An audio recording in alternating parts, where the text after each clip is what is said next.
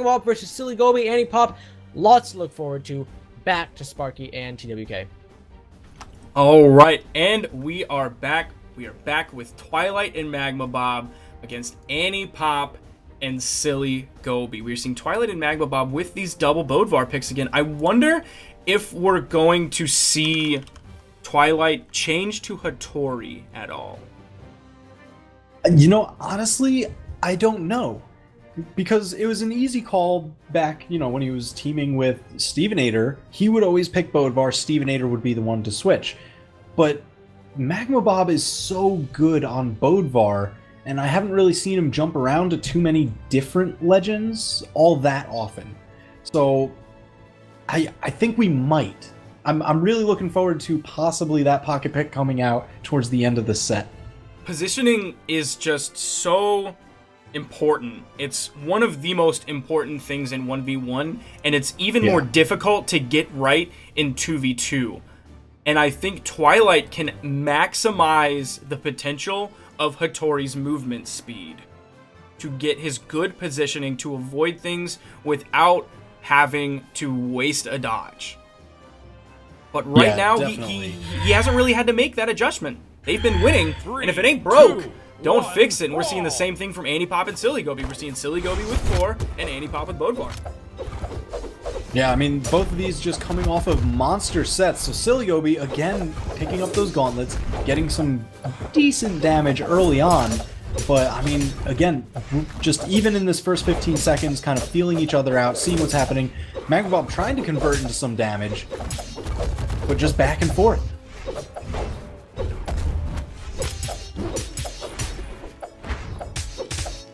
Magmabob and Anniepop. It's just there's just so much chaos right now. Everybody is everywhere at all times doing everything. Magmabob looking for that side stick on Sillygobi getting interrupted. Ooh, Twilight coming on beautiful Sillygobi. punish. Oh, but Sillygobi, Anniepop trying to take him out. Twilight on the edge. He's got to return to the center. Just misses. Oh my gosh. Sillygobi first to go down. And Magmabob almost got the unarmed recovery off of that weapon stun, maybe taking out Anniepop as well, but Magmabob is gonna fall. Oh Twilight no. and Anniepop still holding on to their first stock. Magmabob and Sillygobi fresh on their second. Ooh, Twilight stomping to scoop. There's a stock. We've got the lead. Let's see what they can get on Sillygobi in time. Nope, Anniepop back in the mix. Downlight recovery from Twilight. That is so much damage. That is the optimal damage right there. But Anniepop coming in for the punish, hitting the unarmed recovery, taking out Twilight. Still a very even game as Sillygobi starts rocking to the orange. Core does have that defense on his side. And Anniepop getting around that Magmabob forward sig, hitting the downlight combo. Man, Sillygobi and Anniepop just losing out on this damage war, though. Can they turn it around? Sillygobi in a rough situation in the center. Not enough to get back. You saw Anniepop move down there to try and attempt the save, but Sillygobi was just too deep. Anniepop would have been risking too much by going that low. Yeah, Twilight. Oh, again, that same downlight recovery. So much damage onto Sillygobi. He's already nearing orange. Twilight is just...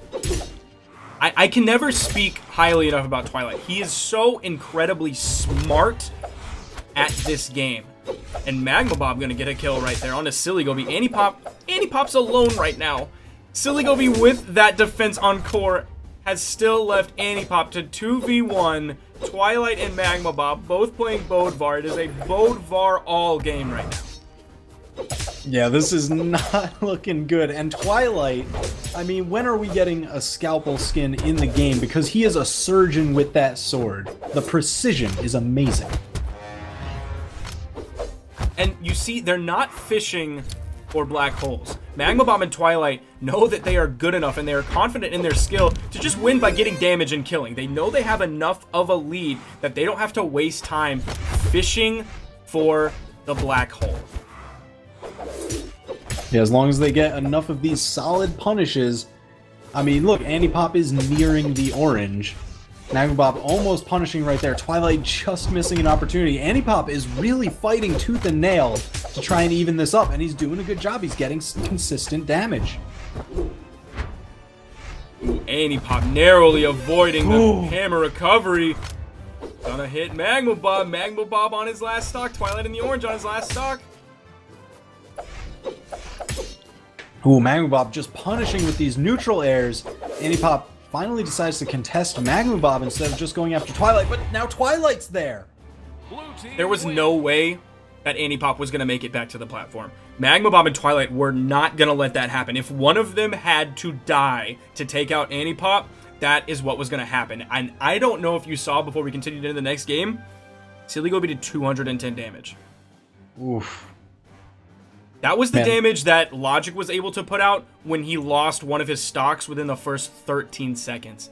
Sillygobi cannot afford to do that, especially on weapons like gauntlets that are meant to build up damage fast, or a weapon like hammer that may build it up a little bit slower, but you're going to be chunking your opponent. Well, you were asking for more damage, and that's what he's giving you. The change over to Scarlet. We've got 8 strength, hammer, and lance. Let's see if he can convert that into something meaningful. Seeing Sillygobi still without a weapon right now. It doesn't matter how much force in the world you have, you're going to have to work so much harder if you are unarmed, but Sillygobi does have that lance. And the first thing he does is nair Anniepop. Well, that's not great, but he's getting caught out. I don't know, there's just so much going on, so tight on the right-hand side of the map.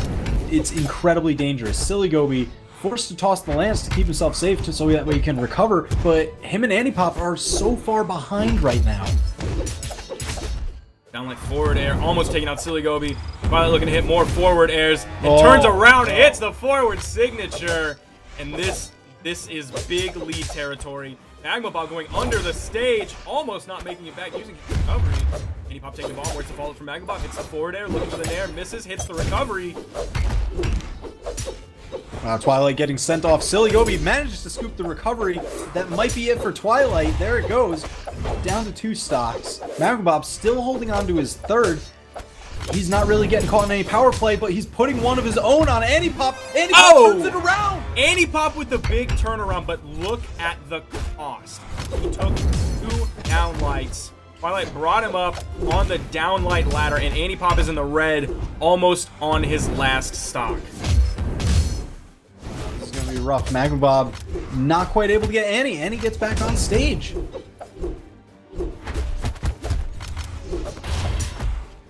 Ooh, gotta be so careful. Twilight scoops him. That's a stock.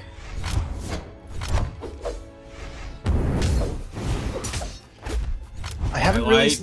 About to put Sillygobi onto his last stock, and like you said earlier, he is a surgeon with those forward airs.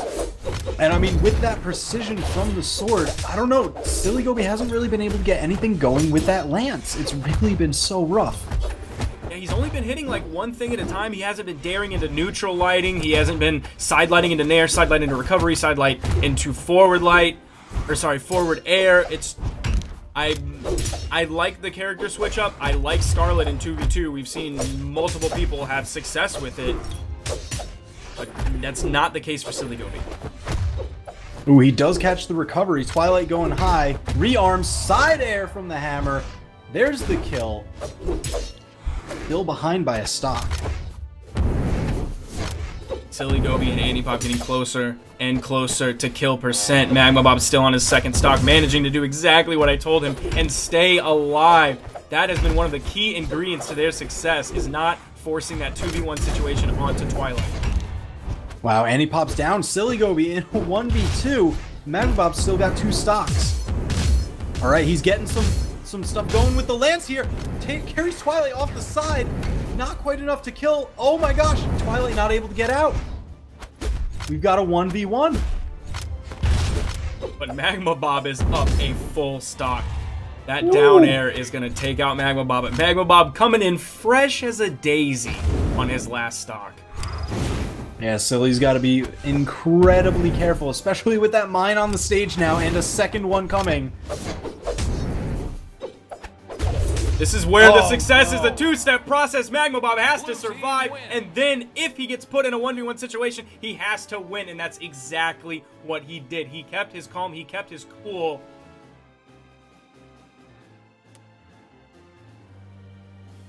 We're going to send it to the analysts to see what they have to say. The Boo Boys, Magmabob, and Twilight. We've seen Twilight a lot in 2v2 in the past, doing good work with Stevenator. Now he's got Magmabob, and they are just taking it away. Yeah, looking a lot more just on point than last games. We saw it looked a little shaky, did some weird stuff, some weird decisions in general. But this game looked super on point, except for the insane gimp by Sillygobi in the end, which I just don't really understand where it came from. I mean, if you want to look at their strengths and weaknesses, I want to say Magmabob and Twilight thrive in the 2v2 environment, but once they get down to 2v1, it feels like they just sort of suffer. Feels like they don't really know how to approach in a 2v1 situation, how to sort of counter off of each other. When you get in a 2v1 match, it's really important that, you know, when someone attacks, if the opponent manages to dodge out or counterattack or anything, the other person is right behind him to punish, you know, that one player who's all alone. Like, it's all about sending two people in, one person like right behind the other, and having that second person ready to punish whatever happens. And it doesn't feel like Magmabob and Twilight quite have that yet. Yeah, I know. Of course, they're a new team. Yeah, you have to keep in mind. Twilight's always been teaming with Stevenator and a new Boo teammate, but still, it's something that has to be worked up slowly. And I can't wait to see them compete in more tournaments after this, because they're definitely, like, for a whole new team to already be in winners finals, that's a pretty good achievement. Of course, going to face up against either the Burnt Pan team or the Jellyfish Narcos team. I mean, if we want to talk about new teams winning tournaments, we did see Pugsy and Egg Soup do that. That's right. In the first 2v2 BCS NA, and here we are in the second, and you've got Magmabob and Twilight coming out of nowhere, doing good work.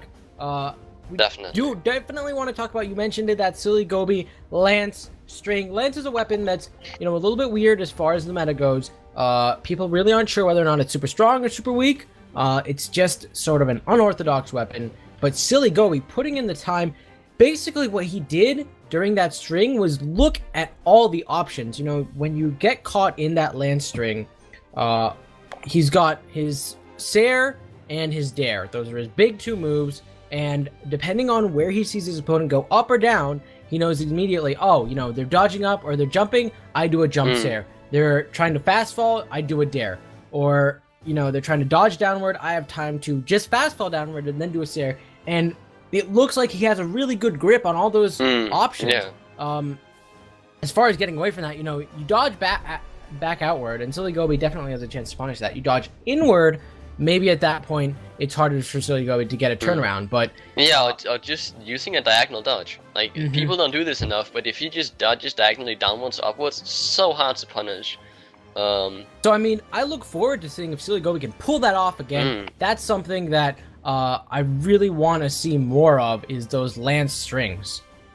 Yeah, it's something you've seen before, but that's like way back. I think we were talking like 6-7 months back when Lance was really big in Europe at least, and everybody was playing this heavy string Lance weapon, which got severely toned down afterwards, and it's just great to see that the weapon is still alive, because we don't see a lot of Lance players anymore. We have Lance from EU, and then we have, I don't even know anybody but Sillygobi from NA that plays with Lance, really. So it's just great to see somebody playing a weapon, because it's not like it's bad. Like we saw in the game, it's definitely a move and a weapon that has potential. It's just people don't seem to be picking it up, which is a shame. Yeah, but I'm sure we'll see more of that in the future. Right now, we're going to Jellyfish Arkosh versus Compute and Burnt Pan. I really look forward to seeing how this match turns.